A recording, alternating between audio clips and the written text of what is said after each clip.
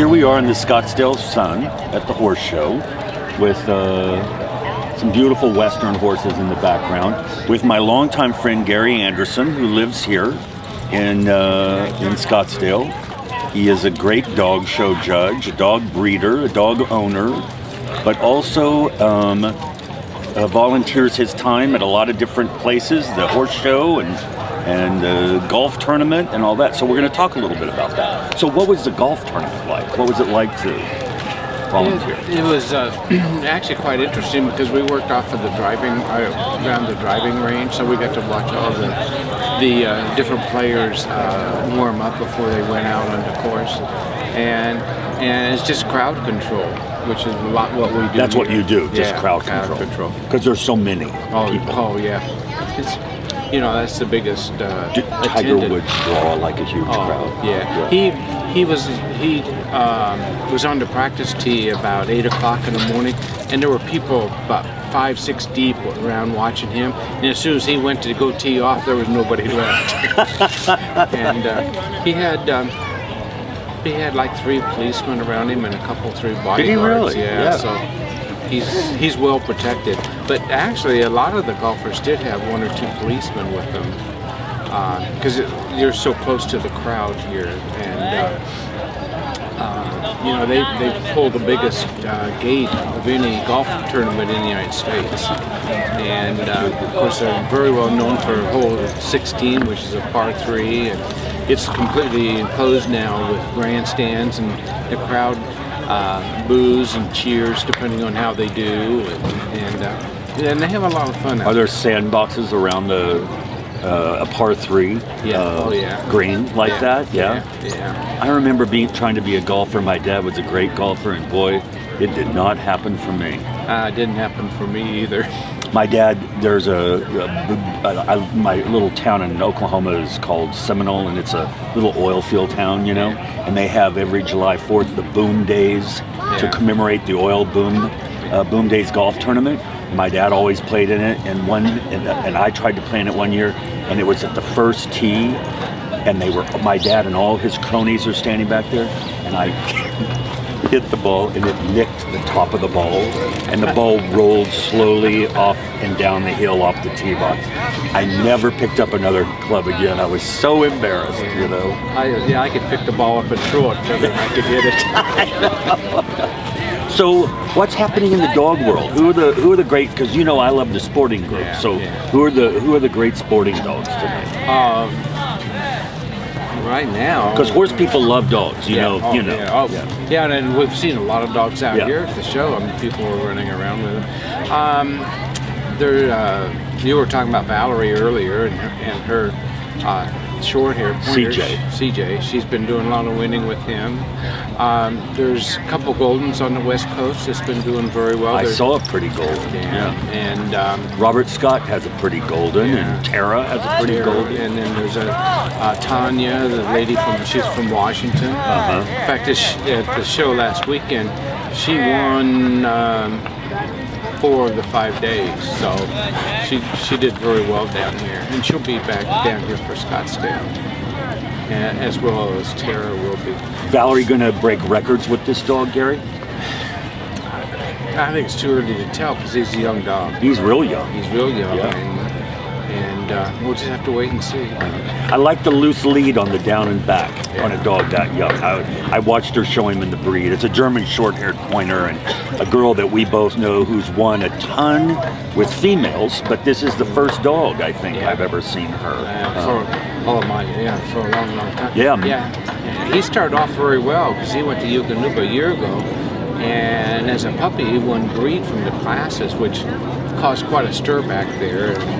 And he's done very well. Well, she has the clout to challenge, a special with a class dog. She's got that clout. You earn that kind of clout, in the dog world, and I believe in that. I mean, one of the things I used to, as he knows, I used to show dogs a lot. One of the things in the dog world that I like is that breeders are really respected and highlighted in that world, more than in the horse world, it seems to me. And the other thing is that you really earn things in that world by coming to the dog show year after year, weekend after weekend, month after month, all that, and you earn things like the clout to challenge a special with a class dog, you know? Yeah, maybe one of the things the horse people need to look at it would be to have a breeder showcase where the breeders had to get into the ring and show their own horses, and that'd be a good way to showcase them. I mean, that's what we're doing now with the dogs a lot. We're doing a lot with owner handlers. You know, we now have our owner handler series. I watched that, and it's very well taken by the owner handlers. They have their own groups. They have their own best. Their best is done right before the regular besting show, and they're taking it very seriously. Maybe that's something the horse people need to think about. You know, if they really want to get their breeders. I mean, I think a lot of the breeders and horses seem to do more with advertising to get their name out instead of getting their face out. Interesting, Gary. I like that.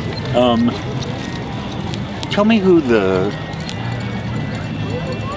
top 3 dog breeders, if you had to say that you admired through the years, whether you were connected with them or not, who cares? Just who did you think, wow, like they just come up with them? Yeah. Well, this is going way back. I mean, there's a couple Irish setter breeders, that all passed away many years ago. And you're gonna push me for names, and I'm the worst person in the world. But a couple Irish setter breeders. Yeah, and Pat Trotter, who did the elk counts, and she's still breeding, and she shows a little bit when she's not judging. She really set the type. There was a person in Springers that did a lot of work with who you knew very well. Julia and Andrea. Andrea. And I have to tell you, Julia and Andrea both developed totally different types of dogs.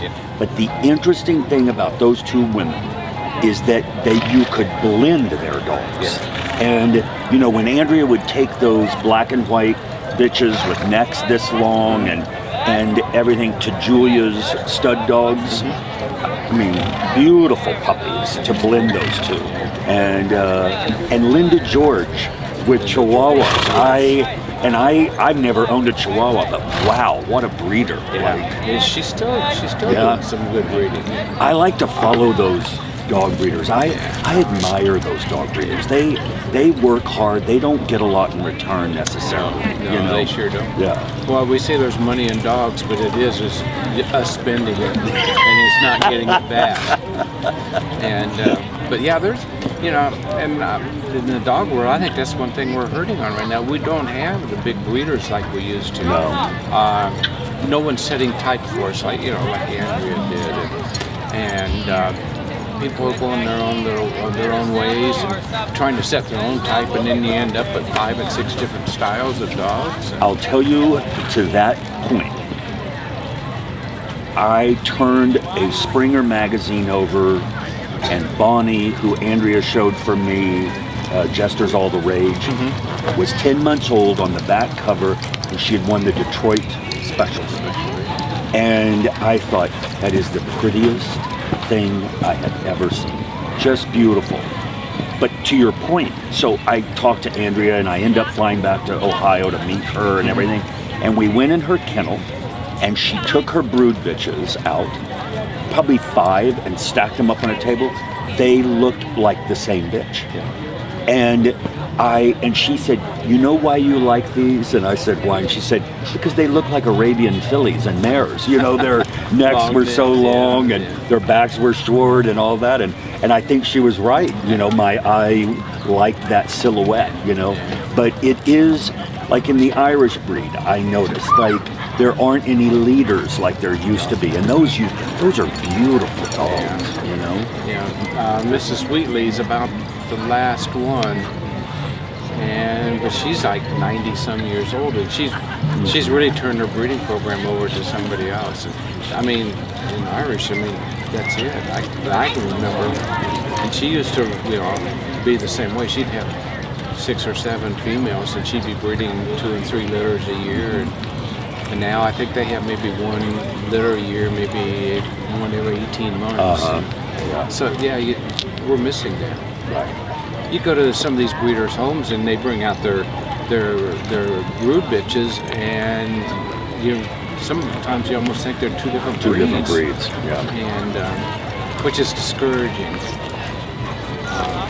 especially for me, like for a judge, because I like to be consistent. I like the same, a certain style, and then if you get 3 or 4 different styles in the ring, and then you gotta sit there and start piecing the dogs apart to decide what I can accept and what I can't accept, and but it's still good. I mean, we still have good numbers, and Oh, it's a fascinating world. yeah, you it know. really is. Well, I want to thank you, Gary. You know, there may be horse breeders and dog breeders and stuff, but being a volunteer is an amazing thing, and you obviously set a great example for people who are your age or around your age or whatever, which I'm just right behind you. So thank you for being that kind of person here. Well, I expect to see you in a white t-shirt here real soon. Thank you very much. Thank you, Jeff.